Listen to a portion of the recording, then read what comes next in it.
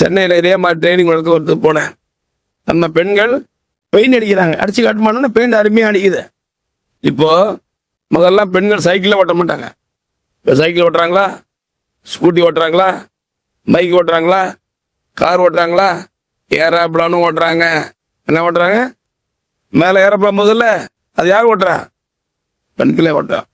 முதல்ல வீட்டை விட்டு வெளியே வெளியே அனுப்ப மாட்டாங்க. இப்போ பாருங்க, ஆஃபீஸில் எங்கே பார்த்தாலும் பெண்கள் தான்.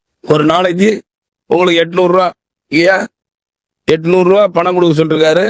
மத்தியானம் சாப்பாடு கொடுக்க சொல்லிருக்காரு. எல்லாம் செஞ்சு நீங்கள் நல்லா சாப்பிட்ணும். வந்துடும்.